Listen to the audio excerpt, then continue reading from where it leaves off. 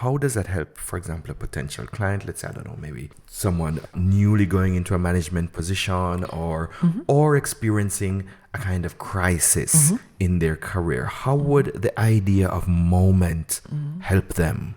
That's an excellent question. Exactly when you mentioned also the COVID moment, I think Remy would not speak from COVID moment, because the idea of moment is that it is something, let's say, intrinsically positive, or something that makes you grow, that structures your biography, not something that destroys it. So there is a crisis, but to come out of the crisis, you will find your moment of growth, or your moment of resilience, or your moment of creativity that helps you overcome. The word moment is commonly and simply defined as a brief period of time. In this episode, however, Anna and I explore a wider dimension of meaning, informed, of course, by the wisdom of personal experience, professional practice, and reflection. Anna Ryan-Weigelt is a returning guest to the show, one with whom I have had the pleasure of working and learning from in professional and academic contexts. In today's episode, we look at a fuller meaning of the word, taking into consideration its non-linear qualities that sometimes, through a little reflection, seem to defy our everyday appreciation of the very fabric of time and space. A slightly disruptive, though comforting, affirmative conversation on the recurrent nature of moment, in that in their passing, not all is lost. We also look at how moments revisited, relived, or experienced again and again can actually serve to enrich a learning experience, all within the framework of career, training, coaching, self-evaluation, and improvement. Are you ready? Yeah, have a nice warm tea. Anna, it was so nice to have you come over today again. There have been one or two surprises because we've had an action turn. Pleasant surprise nonetheless, because now I know that there might be more things in store. Not just this one extra project that I had in mind, but 2 extra projects, and I am so much looking forward.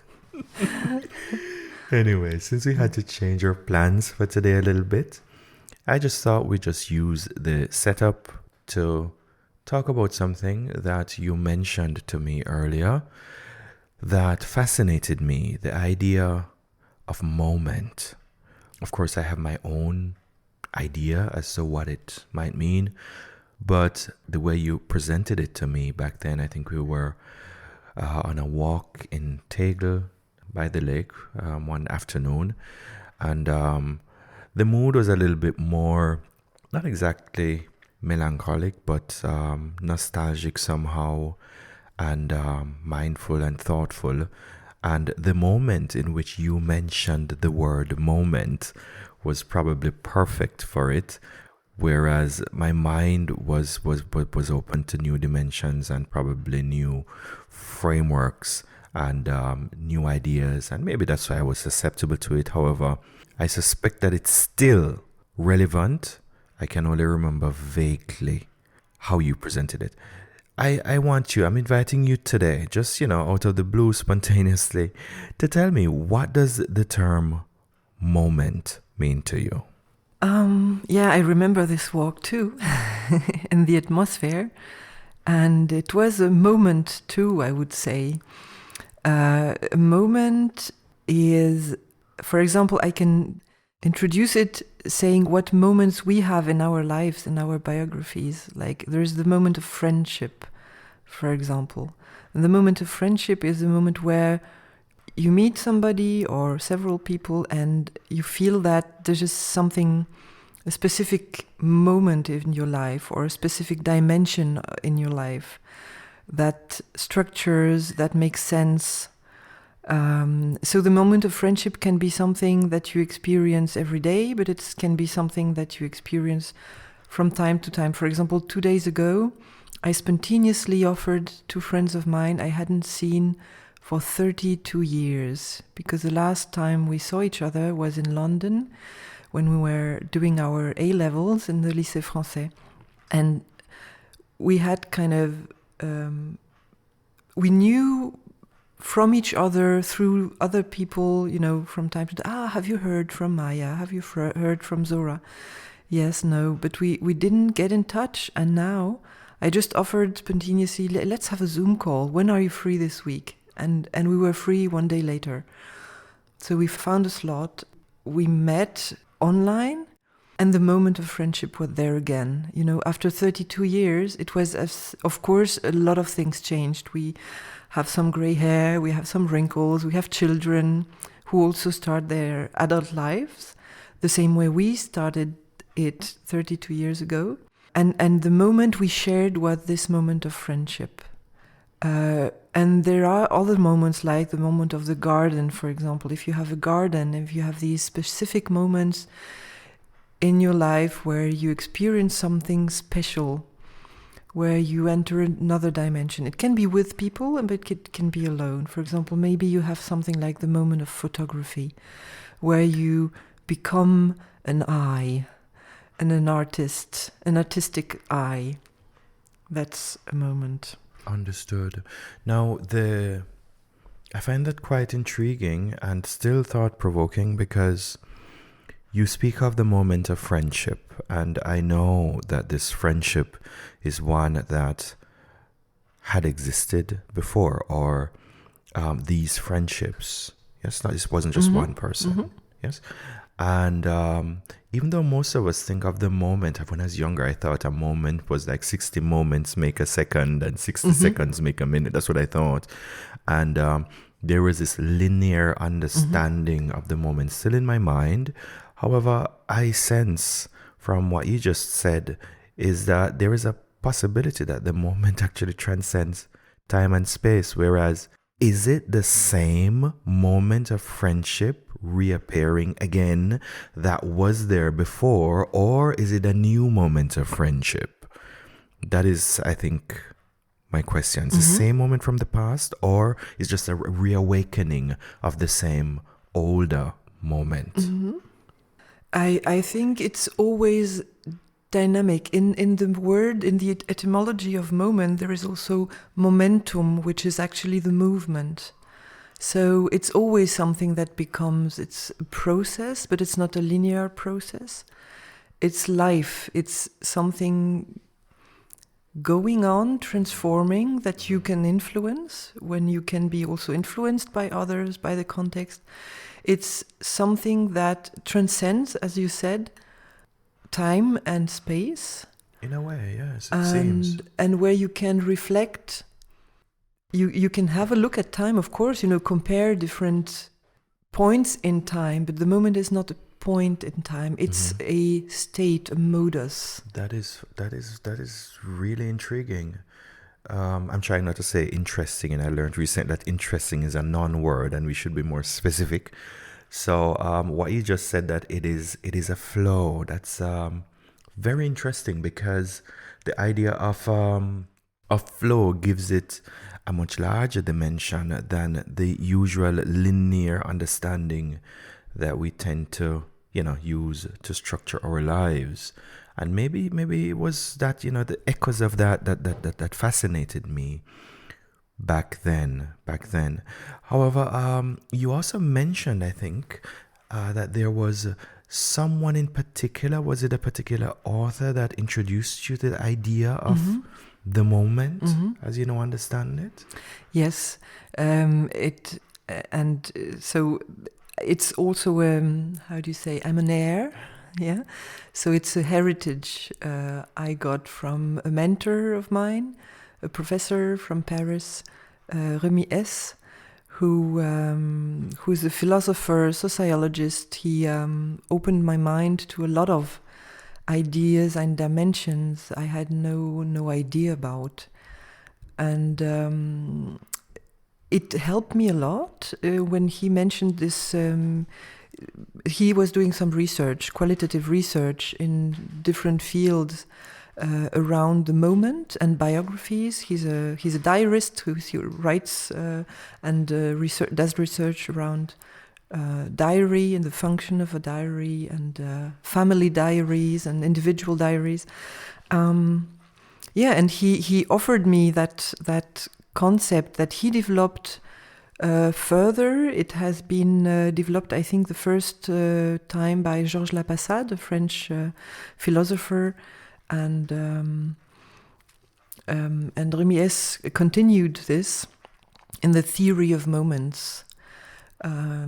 With some criteria. I couldn't list them here very precisely again, but it was very helpful for me, and I think I found it helped me apprehend several dimensions in my life. For example, when I became a mother, this moment of parenting, I discovered this in my life, this moment of parenting, and it helped me live these moments in a much more conscious way and reflected way. So I'm very grateful to him that he opened my mind to these concepts, and I'm practicing them, using them in everyday life a lot, but also and using them, trying also to expand them, because I think it can be helpful working as a coach and a trainer. For example, I use these concepts too, and it proves to be very helpful, bringing you further, or inspiring, as you said. The English Coach podcast takes a relaxed, accessible, human approach to your learning experience and, by definition, celebrates the virtues of diversity and inclusion.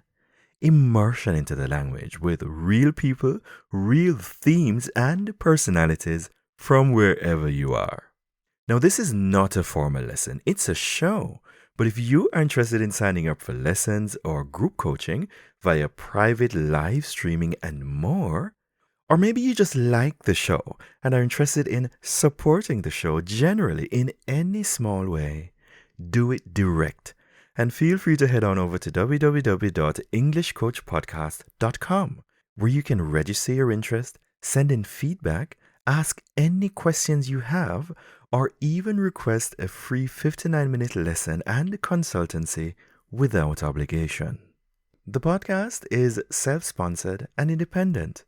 It resists being co-opted into anyone else's ads-driven paradigm and all the other stealthy violations of your privacy.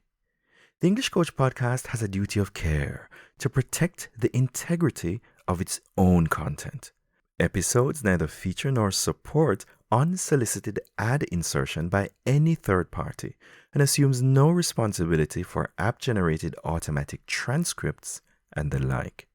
If you listen to this episode or any other and suddenly find yourself being bombarded by third-party ads, maybe you should look into changing your app.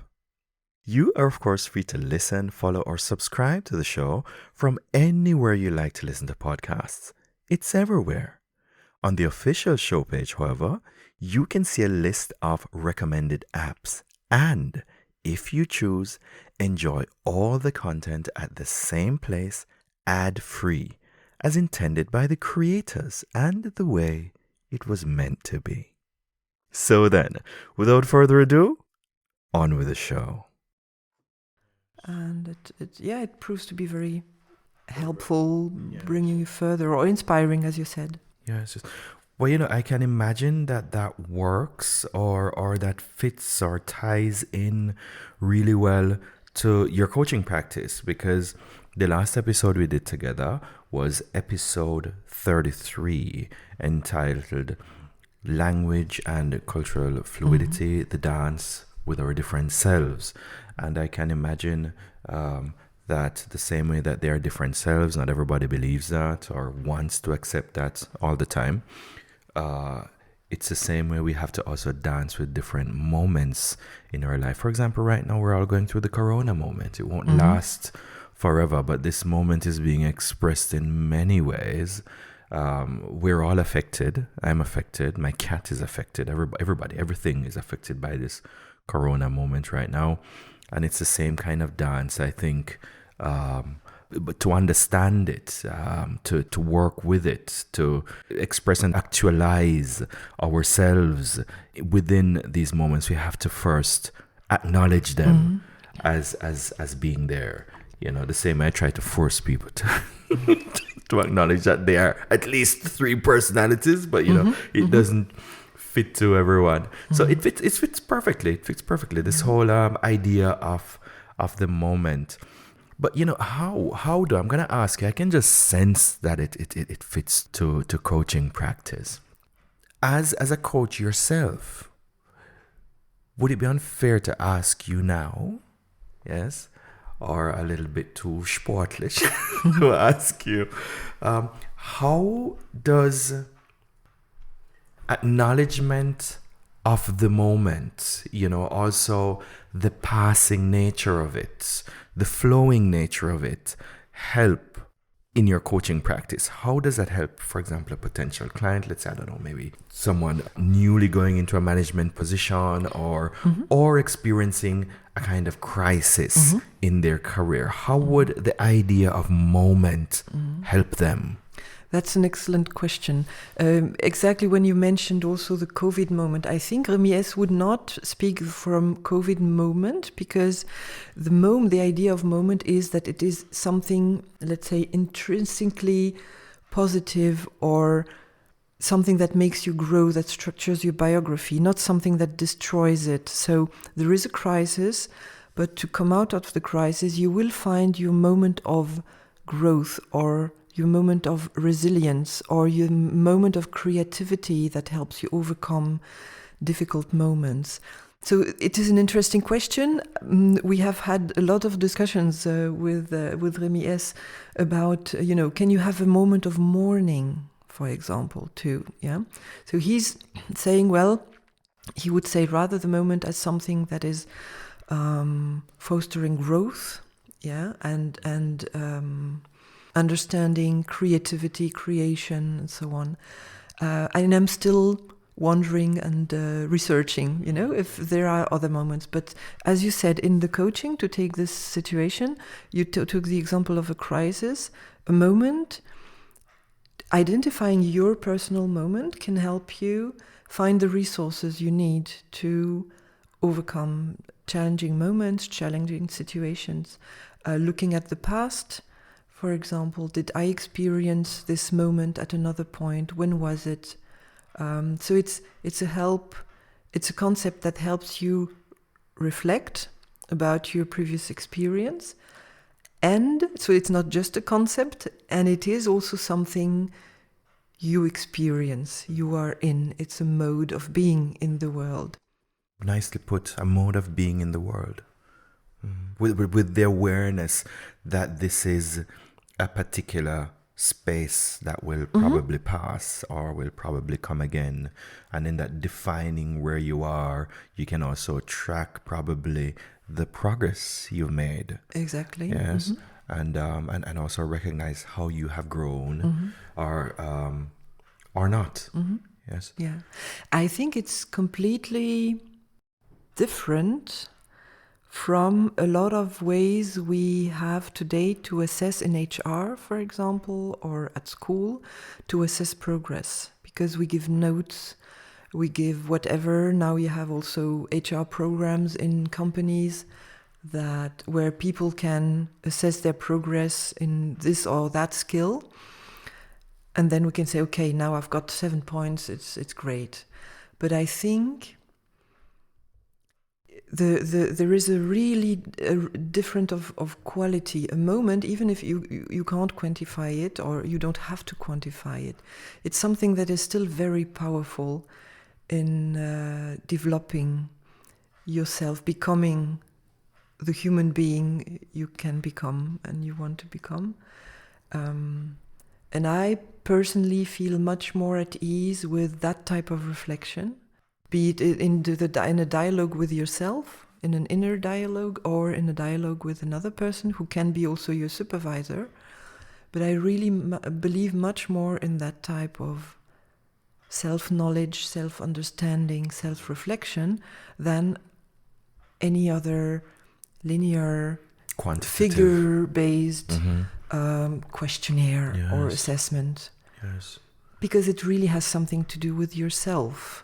And you feel if you're being honest with yourself or not, at least most of the time, if we are in a healthy state of mind. Yeah, and that is why I think it is a concept that it is worth exploring further. Yes, yes, yes. Well, and I never doubted that we would have topics. And in terms of further exploration, I do indeed look forward to the other projects that are coming up.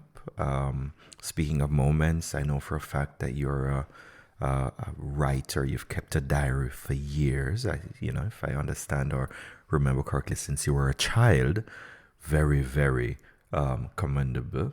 Amazing, I would say. So you definitely do have, as far as I understand, an overview of how the moments flow and how they've flowed over your life much better, I think, than most of us who never bothered to keep a diary. I'm definitely looking forward to that. I'm looking forward to also talking to you about the other ways of knowing. I had a professor once who said to me that, it's not only the scientific, which is pretty much quantitative, but there are also qualitative ways of knowing. These are the other ways of knowing, the more as a qualitative aspects of things, not just everything that you can put on an Excel sheet that matter. A lot of these things that we can put on Excel sheets can be faked anyway. It's not so easy to fake emotion and feeling. So, it should enjoy more. But we touched on a lot of topics, Anna, and I'm definitely looking forward. This was an impromptu episode. I am going to put this out just like that. Let's see. We are actually at 18 minutes, 50 seconds. It was a wonderful moment. It was a wonderful moment. Well, I think this moment still is. So it has been grammatically correct? It has been. That is perfect. Yes, it continues. Started in the past, but it definitely continues. So let's see. I'm looking forward.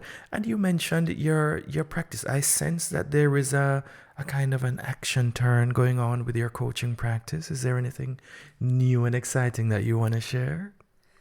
Well, I've been working as a freelancer, so as a coach and trainer and process moderator, facilitator for 12 years. And I had a break for 2 years. I wanted to make another experience, check if I can try something else, be in another environment, still using my strengths and my experience and the expertise. And I did it for 2 years, and now I'm continuing, let's say, with a mix of two functions. And one of these will be getting back to my creative and coaching activities as a freelancer too. And I'm looking forward to it. Fantastic. I have the greatest respect for that, and you'll always have my support. Of course, I will endeavor to support you as much as I can. Especially with these formats like this. I like the way they unfold and the kind of human connection that we manage to establish every time we take the microphones. All right, looking forward to the next time. Thank you. Thank you, Jan.